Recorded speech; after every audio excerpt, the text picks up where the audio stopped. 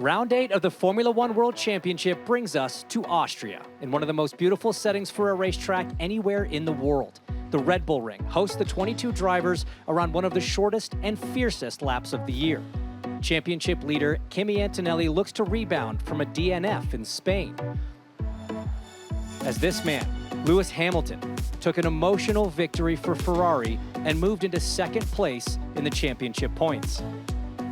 Lando Norris comes in as the defending winner and is always quick at the Red Bull Ring. Can he bring McLaren into the fold? The cars will hit the track tomorrow and all your questions will be answered. Hello, everybody, and welcome to the paddock here in Austria. I'm James Hinchcliffe. This is your F1 TV weekend warm-up, I should say, joined by the esteemed panel, Lawrence Barretto, Juan, Pablo, Montoya, and Alex Brundle. Guys, we're here, and thanks to Alpine for giving us a little bit of shade in what is a very, very hot weekend so far on top of their hospitality. It is already quite warm, and it looks like it's going to stay that way. Yeah, we need to not get too used to it, don't we? It's going to be hot out on the grid, hot in qualifying. But what a brilliant racetrack to come to. Built in 1969, it's one of Formula One's most historic venues. Picky circuit, requires a lot of accuracy from the drivers and very power sensitive as well. So we're going to find out all about those power units. That's definitely going to be a topic throughout the weekend. And Lawrence, you joined us. We missed you in Spain. I feel a bit sad that I wasn't there because it was such an epic weekend, and Hinch, you haven't mentioned that once this weekend. Not once at all. But it's great to be back with you guys, especially at a circuit like this, because the lap time is so short, it closes the pack up, so it makes it really spicy, I think, coming through quali. Any good memories from racing here, Juan Pablo? A lot of blown engines. I led here a few times. I mean, we had a lot of chaos, and we were good passing with Michael. We ended up both in the gravel and stuff like that. But it was always we were always good here. I never found this place that difficult. And as Lawrence says, the hard thing here, when you talk about 3/10 when you're in Silverstone, it's not much. 3/10 here is like 6/10 somewhere. So closing the gap here is really, really difficult. There's not enough corners to make a difference. Yeah, short lap equals tight gaps here. And other than the heat, there is not much similar between Austria and Spain in the setting in the racetrack. But let's take a look back at Barcelona and see just how Lewis Hamilton took that emotional first victory for Ferrari. We welcome you to Barcelona. The stakes are high. George Russell lining up in pole position. His two closest rivals for the title behind him on the grid. Gets all to play for. It's not the launch that Lewis Hamilton wanted, but crucially gets ahead of Antonelli. George Russell holds the lead. Oh, Charles Leclerc nearly taking off the front wing. Hamilton will take on a new set of Pirellis. How does everyone react? Lewis in. He's front three. Here comes our race leader. Mercedes taking no chances. Russell out ahead of Lewis Hamilton. They reacted at Mercedes, and that was key. He is lighting this up. They know what plans they need to do. The Italian teenager all over the back of his teammate. A defensive shape thrown, but the position held at the moment. Am I catching now? You are catching really well. Look at it, Russell sliding. They've just got to go pedal to the metal. Multiple stops for Lewis Hamilton. He's going to have to pit again, though. And now a high-pressure pit stop for Mercedes. Lewis Hamilton to the race lead. This is our race. Give everything. Dramatic moment. Fernando Alonso is stationary. The virtual safety car is deployed. That couldn't have been better, but Hamilton. And you are in front. Great job, guys. This is Hamilton back at his absolute best. This is the closest that Antonelli has been. Antonelli gets ahead, and he moves up to second place. Problem. Oh, he's breaking down, and Antonelli's Grand Prix is run. A legend forged in silver resumes in red. Lewis Hamilton wins a Grand Prix for Ferrari. For the Ferrari. What a day of history for Hamilton in Formula One.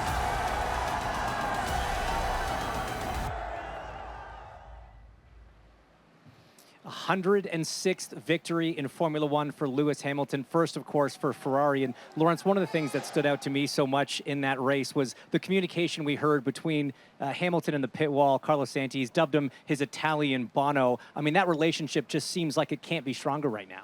I think what we've seen with Lewis over his career and when he's enjoyed most success is when he's got that bond, he's got that unbreakable bond where they're almost finishing each other's sentences.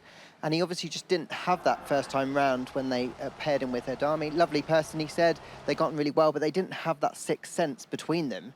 And I think we've seen this year that relationship that he's been able to build with, like you said, the Italian Bono, has been very quick. I think it's been very seamless. And let's not forget, Ferrari said actually early doors, this is temporary. We're just going to see how it goes. And it looks like they're going to be continuing for the foreseeable because it's working. Hamilton might have something to say about that being a temporary solution. I want to come to you, Alex, about a duo. It's been a big topic of discussion. The unofficial results sort of have come out. A few manufacturers have already jumped on it, including Ferrari, who have brought an upgrade to their engine this weekend, haven't they? Yeah, so we haven't been told publicly yet, but the teams have been told. The understanding in the paddock is that the Red Bull Ford is considered the best ICE unit, internal combustion engine unit. Mercedes are 2% behind, but no greater than 4% behind, so they'll get an upgrade. Ferrari and the rest are more than 2% behind, so we'll get 2 upgrades, both this year and next year. And as you say, we think Audi slipped one out in Barcelona. We know that Ferrari are bringing one here. So it's going to be interesting on what is an incredibly power-sensitive circuit to see if the tweaks to their power unit are beneficial. Bearing in mind, they don't just have the capacity to tweak the combustion unit on the basis of that. They can change a myriad of things in the PU. So interesting to see the benefit. Yeah, interesting track to be able to have that freedom to upgrade the engine. And Juan, we come here, I mean, Ferrari were so quick across the weekend, started on the front row, won, of course, the race last weekend. Very different racetrack. Can they be competitive here? Temperatures high. They were so good at tire degradation. Is that going to translate? I think the tire degradation here is going to be a little different. It's a lot less. You do get a lot of temperature, and with the temperature, some of the degradation happens. It's not as extreme as Barcelona. They have new fuel as well. So we have new power unit, new fuel, and I think those two things combined will make a difference. This place requires a lot of horsepower. So I think at some point Mercedes got to be looking is like, when do we start bringing more upgrades quicker? You know what I mean? I think they were comfortable thinking, okay, we go to Canada, we bring an upgrade, and then the next one might be Silverstone or further on. They haven't really said when the next one's coming. Are they just waiting for big packages and everybody else just keep bringing little things? You know, it's going to make their life harder. So the big question is that enough? You know what I mean? Are they going to close that gap completely? And if in Barcelona everybody would have gone for a 3-stop, would they still would have won the race? I'm not so sure. We don't know. We won't know ever, but they got it done there. Can it translate? Let's go to the other side of the garage, Alex. Charles Leclerc, with the great run of form we've seen from Hamilton, it's almost been the opposite on his side. Is he in a position where he's kind of got to look at himself and maybe change what he's doing? Or does he actually look across the garage, analyze how Hamilton's changed his approach as it's resulted in some good results? It's interesting, isn't it? Because he had a strong start to the year, Leclerc. And I think I'd kind of throw it back to when Oscar Piastri joined McLaren, where you have an incumbent driver in the shape of Norris in that instance. And then you have a driver that comes in that finds their form, finds their relationship with the team. And that can be slightly destabilizing for the driver across the garage, who then has to kind of resettle into the reality that they've not got the thing on lock now. And that they're going to have a driver performing across the garage. I think Leclerc is mentally strong enough to bounce back and deal with that. We've seen him in the wall, unhappy, and then perform the next weekend. So it's going to be interesting to see how he does so. Yeah, there's a reason he's one of the best in the biz. Racing drivers, no strangers to disappointment. It does happen. One driver whose disappointment turned fortunes after a run of bad races was George Russell. Very strong in Spain. We asked him ahead of the weekend, is he now happier in his Mercedes? Spain was a weekend I was very happy about on Friday and Saturday because, you know, it's been a real tough run of form for me, both with things outside of my control, but also things within my control. It hadn't been good enough, and I went in with a more simple mindset into Barcelona, really quick in qualifying, and over the course of the whole weekend, unfortunately, we had an issue with the front wing in the race, which compromised us quite a lot, and Ferrari capitalized. So I need to keep on making some small evolutions with this new car, with the setup, with the tires, to get the most out of it. But I'm feeling good, I'm feeling confident, and excited to have 4 races in 5 weeks. Ferrari have clearly had a great chassis this whole season. Their power unit has been a bit behind us, quite a bit behind us, but suddenly in Barcelona they seem to have made a step forward, so they were much closer to us in terms of their straight line speed.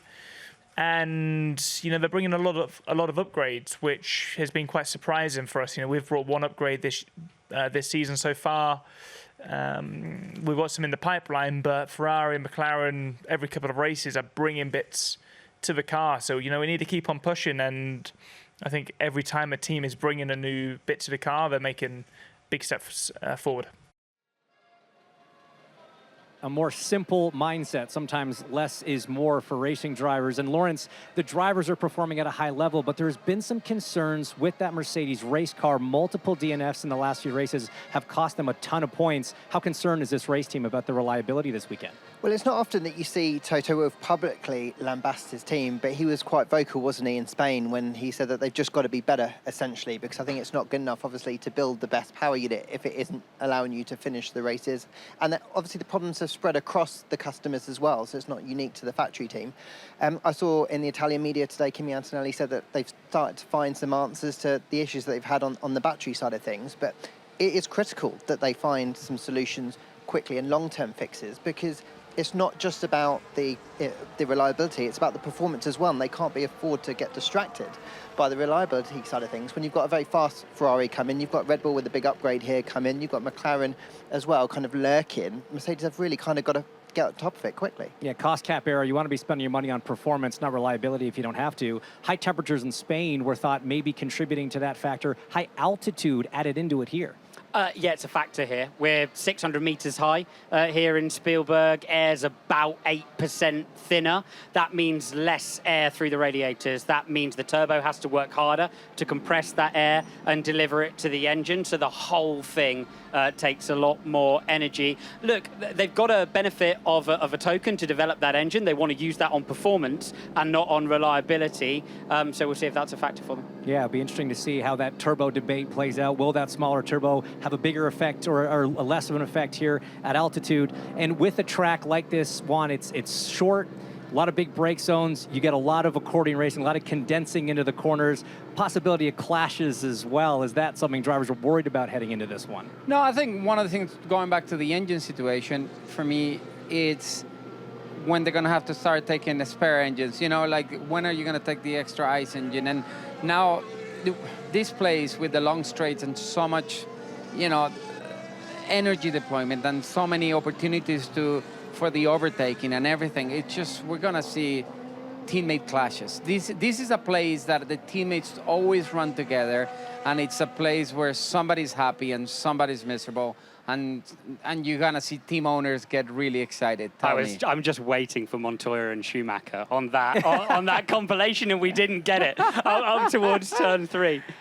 No, he braked later than me, and he was not going to pass me around the outside. We were both going off before he was going to pass me. That's on him. He should have known that was going to be the case. Yes, it's like, you need to know me better. All right, let's shift over to McLaren, Lawrence, bringing their first crack at a Macarena-style rotisserie rear wing, but not expected to race it, we understand. No, so I remember way back when we first saw that appear on the Ferrari in testing, and spoke to Rob Marshall back at MTC, and he was like, yeah, we saw it, we'd analysed it, we didn't go down that path because they weren't sure if it was legal, and then obviously as soon as it was clear that it was illegal, they've been working on it since. I think it's interesting that McLaren are opting to bring it here, to test it, to learn about it, but not race it here, and that we won't see it until later in the season, that they said. So clearly they know it's going to take some time to get the most out of it.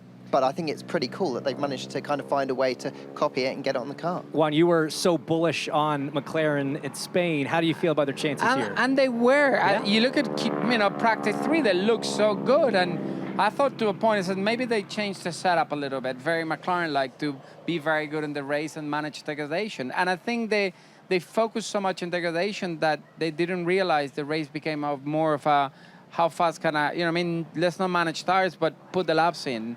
And it was a different race than what they planned for. I think it was more than anything else. But the chances are good. The question is with that wing, if you put a wing like that and you find the benefit and it's working well, if I'm the driver, I'm going to go, come on, guys.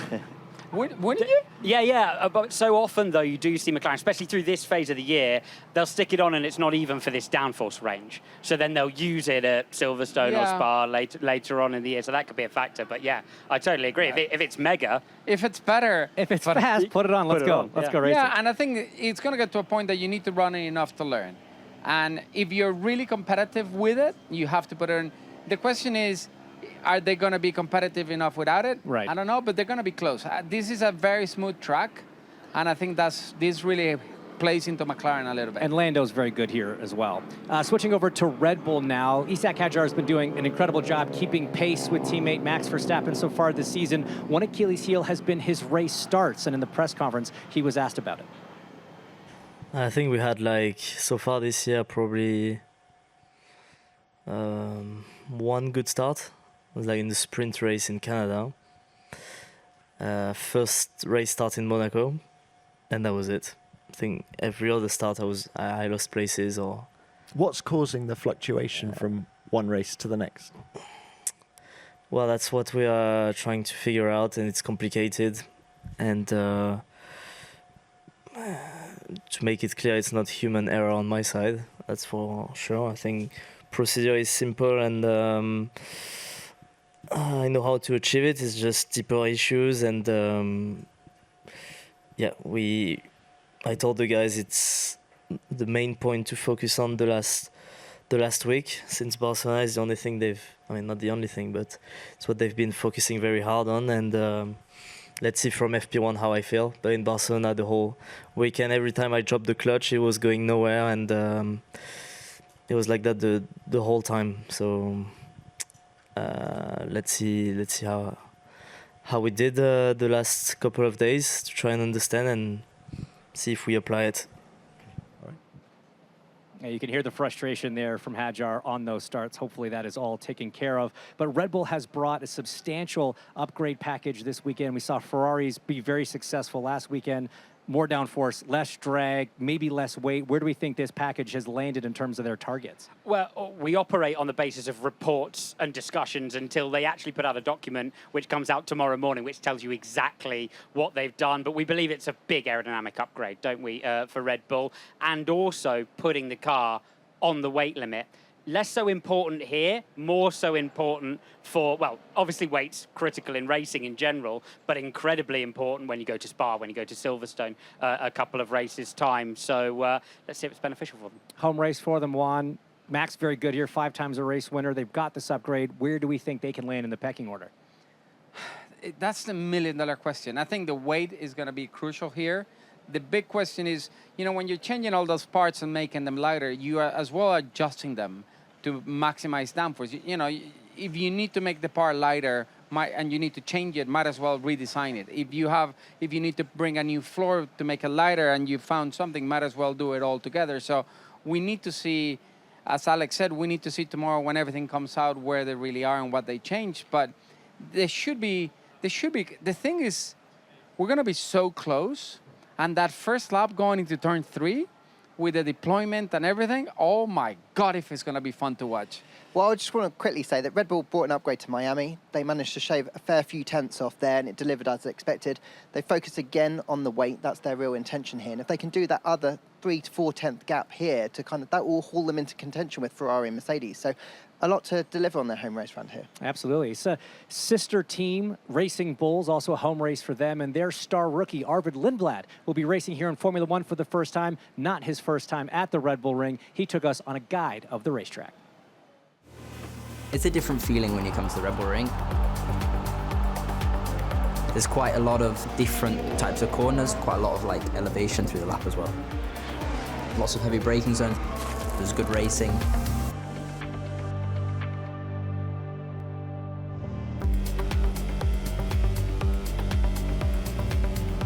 Coming into turn 1, up the hill, you brake.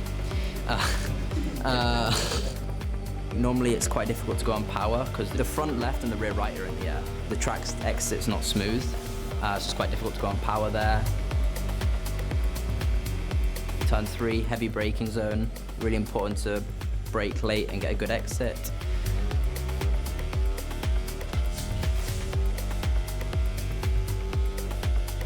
Turn 4, important to brake late.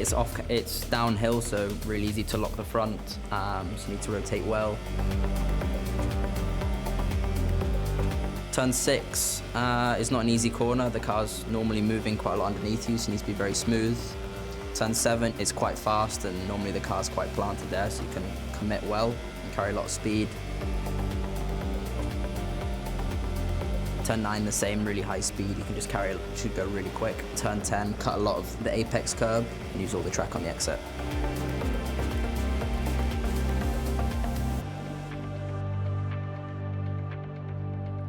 It's a beautiful racetrack. And Juan, I know Spain wasn't your favorite, but I think this one you enjoyed a bit more. You mentioned how tight it can be in qualifying because it's such a short lap. 6 of the last 10 Grand Prix. Pole was decided by less than half of a tenth. How tough is it in qualifying to get absolutely everything out of it? So one of the hardest things about this place, the first part of the lap is kind of easy. Then you come to the last 3-4 corners, and they're really long corners. And especially the last 2 corners, we have track limits.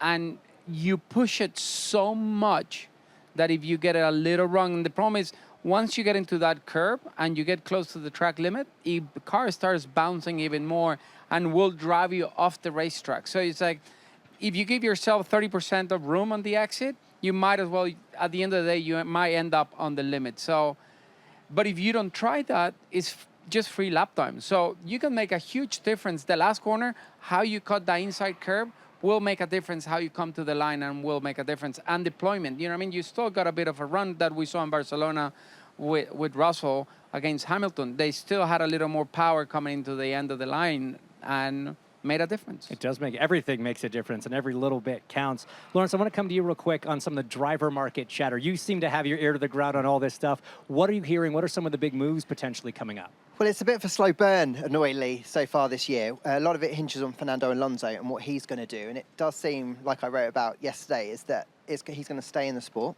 as Part A. There was some rumours that one other team in the pit lane were interested in his services, but it's now looking increasingly likely he's going to stay, and it's most likely with Aston Martin.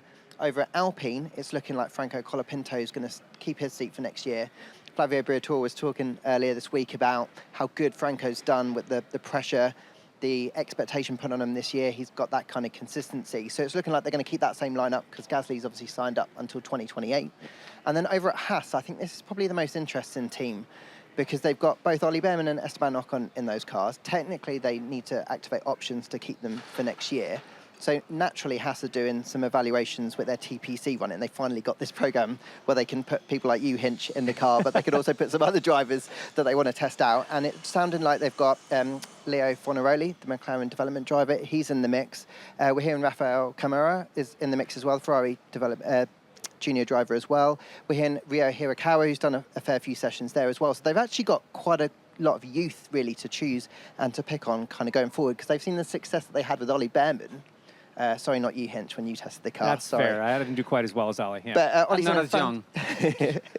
But Ollie's done a fab job, and I think that's given them the confidence to maybe go for some youth, in the future. On the topic of youth and rookies, Alex, a few drivers sitting out of FP1, allowing rookies to get some of those sessions. Talk us through who's going to be in the car this weekend. I've got a ton of young guns. I'm really looking forward to it. Got Luke Browning jumping in the Williams. He's done quite a lot of running now in that car. Dino Beganovic is going to be behind the wheel of the Ferrari. Ferrari junior driver Paul Aaron gets another run. Has been a driver who's affiliated with Alpine. He's in at Audi. So there are a ton of fast young drivers who are who are at various positions in their early opportunities to drive a Formula One car. So FP1 is going to be a little mini qualifying session amongst hopefuls, perhaps. Yeah, every single lap you get in one of those Formula One cars as a young driver is important. As you mentioned, Esteban Ocon is going to be sitting out FP1, which means he's actually going to be joining us on the pre-FP1 show. Make sure you tune in for that. Speaking of rookies, the opposite of that is Fernando Alonso, the most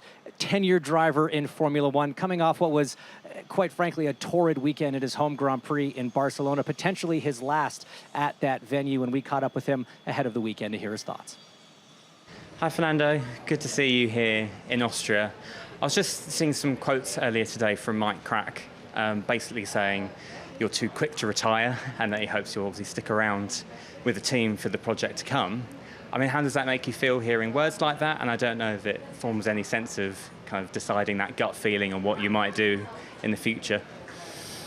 No, it doesn't change much. You know, I don't need Mike to tell me that I'm fast. I feel it every weekend, every time I jump in the car, and I've been feeling that way for the last 25 years. So yeah, I will make the decision later in the year. But yeah, I will keep racing, you know, wherever the series are. And for sure, this is my team. This is my project. I've been in Aston Martin already a few years, and we have, you know, the best people in the team. We started with the wrong foot, yes. It takes time to recover in Formula One, but rest assured that, you know, we have 1,000 people working in Silverstone from 8 to 8, you know, to improve the situation. The strategy at the beginning of the year was to introduce a new package, you know, later in the season around summertime, and we stick with that decision, you know, all together, drivers, team, management, and yeah, we need to go through this pain, you know, in a couple of races, but we accept it, and we are working hard. Juan, you know him well. You've raced against him. I mean, what do you think when you hear those words out of Fernando Alonso? I mean, the hard thing for Fernando is, what do you do? I mean, you're impossible, the best situation for the future. But we all thought this year was going to be the delivery, and it wasn't. So what do? Do you stick? You know, I mean, you have, what, 1-2 more years left in F1? Do you stick with them? You're in a comfortable place. They like you. They know you. And they have the tools to build a really winning car. So if you have everything to do that, would you risk going somewhere else and go, oh, I should have stayed? And that's the hard reality of a driver, is when you make a decision of going somewhere else, it's never guaranteed where you're going to get. It's a big risk. But at the moment, stay for what? I mean, you know, it is so bad. He's waiting for a whole new iteration of car. I mean, he'll know more about that than we do. Yeah, but you have Adrian Newey designing the car. That is one of the best designers, if not the best here. You have Honda that has won championships. You have everything. You have the new factory. You have all the tools to deliver. How can it go wrong? But yes, it has. But then you can go, okay, you know, let's say you would go and you put him back with Briatore here, and it's the beautiful reunion, and they're going to run decent because they're running really decent. And then you leave that place and they get it right and they're winning every week, and you look back at it and you go, oh my God, I had that in my hands. And that's happened to him a couple of times, hasn't it, through his career, where he's made the wrong moves. So he's not going to want to lose that. And obviously he's got it made at Aston, hasn't he? He could have a career with them as an ambassador. He's got it made, except the car, he's a driver, he's a racer. He wants to be running up front, which he is not at the moment. We'll see. We'll see. All right, lots to still unpack over the course of this weekend, guys. Let's take a look at the schedule here for the Austrian Grand Prix. Of course, we kick it off tomorrow with free practice 1 in the early afternoon, 1:10. Because why not? Practice 2 is going to be at 4:40 local time, and then heading in to Saturday, that's go fast day, just afternoon for practice 3, and then 4 p.m. on the dot for qualifying. Make sure you stick around for the post-qualifying show. I know Alex Brundle is going to have lots to analyze and debrief us on there. And then, of course, we head to Sunday. Pre-race show starts at 1:50 local time. You are not going to want to miss that. Lights go out just after 3 p.m. The Formula One Lenovo Austrian Grand Prix is going to be kicking off here in this absolutely stunning location. I'm jealous there's no hot laps here this weekend. Brundle, normally you and I get a chance to go thrash some cars. Actually, Juan, you and I have done it as well. I've never been around this place. I've always wanted to go around. I'm insanely jealous of you two. There's lots of big braking zones as well, so I can just send it and then wait until you start squeaking before I... But anyway, we're not going to get the chance. It's okay. All right. Well, who do we think can be strong? Who do we think will be strong? And any surprises? It's such a difficult one to call. It's going to relate a lot to whose power unit delivers in this temperature. How beneficial is the Ferrari PU tweak? I'm not going to put myself out there on this one. These temperatures appeared to suit Ferrari in Barcelona, but it's a very different track. It's going to be incredibly tight. I just want to give a shout out to you didn't Alpine. say anything? No. Well, who do you think? We're coming back to predictions, so just Ferrari. Okay. You're going to Ferrari. I think Mercedes 1-2, and I think George beats Kimi. And I think third is going to be really close, really close. And I might put Max third. Nice. What do we think? You don't have to do predictions yet. We can come back to that. Okay. Who do you think could be a surprise this weekend? Alpine. I think they've been the front of the midfield all year long. I think on a circuit like this, they should come into their own. I think Pierre will be good around here. I think Franco's got that consistency, so I'd watch out for them. And then I think Cadillac. You know, they've got a substantial upgrade. They've done a really good job of in-season upgrades so far this year, which is not a mean feat for a new team like that. So I think Checo's building confidence. He's been close to getting into Q2 at some stages this weekend. So I think those two, as a wild card, would be one to look out for. For me, I would like to if Williams can figure out the car a little better. It looks tough, doesn't it? It looks really hard to drive. Bad. Yeah. Carlos saying 1.6 to 1.9 seconds off, which isn't just weight. We've talked a lot about weight, but it's not just weight. It's not weight. I think that they're struggling with the handling of the car a little bit. So it'd be really nice if they can make a step, and whatever philosophy they have in the car, if they change it at some point. At some point when you're struggling, you can't keep coming up to the weekend with the same stuff. Yep. Because you're gonna get the same results. And at some point, you're gonna need to tell the drivers, okay, you're gonna go that path, I'm gonna go that path. And if it doesn't work, we can go back right before qualifying, put where we know that kind of works and figure it out. Yeah, and Audi as well. Hulkenberg's still looking for that first point. Oh, you were going to talk, but I want your predictions. Okay, I'm going to go another Lewis win. Oh, I just think that the Ferrari upgrade engine side, even if it's only 5 brake horsepower that we're kind of hearing in that realm, I think it's going to make the difference. Problem is, when you say 5 horsepower, people go, oh, it's only 5, but the problem is 5 the whole band. If you can get 5 the whole band of power, it's a lot bigger change than people think. I'm saying it's going to be great for sure, but I think that's the step that they need. It's such an amazing thing that Mercedes is going to win. Yeah, but they're playing down this. For me, they're playing down this upgrade. To bring a new fuel, to do everything that they're doing with the cylinder head. If you're Shell, you don't want to play it down because you're bringing a new fuel and you need to kick ass. Ferrari's not an acceptable answer. We need your predictions. Am I not allowed? Am I not allowed to predict? Nope. Okay, so I just have to guess someone else. 1, 2, 3. Yes. Okay, so 1, 2, 3. Hamilton wins. Okay. Hamilton wins. He's in a Ferrari. He is. Yeah. And then Antonelli, then Russell. Antonelli, then Russell. There you have it. Our expert panel has did given you their say? predictions. Oh, no, we're out of time. Expert panel has given their predictions. You can use those for your F1 Fantasy or F1 Predict back at home. That is all we have time for here on Weekend Warm-Up in Austria. Make sure you follow along all weekend long. It was big surprises last time out in Spain. We predict more unpredictability right here as the Grand Prix gets ever closer. Thanks so much for watching. We'll see you tomorrow. From Spielberg in Austria, this is Formula One back on the mountainside. We're at the Red Bull Ring, a picturesque venue that we adore visiting. And we go racing! Only 7 corners, but they're all technical. Tricky little racetrack. It is a rapid lap, wonderfully thrilling, but the king of the ring is Max Verstappen. Yes! Won here a record 5 times. Yeah, that was an amazing race, guys. We've seen so many thrilling wheel-to-wheel duels as well. He's got a puncher! George Russell into the lead! Russell wins! Piastri takes the lead! This is brilliant! Inside line for Lando Norris! This is absolutely wonderful! What a race! What an everyone, beautiful watching. It is a glorious part of the world to go motor racing.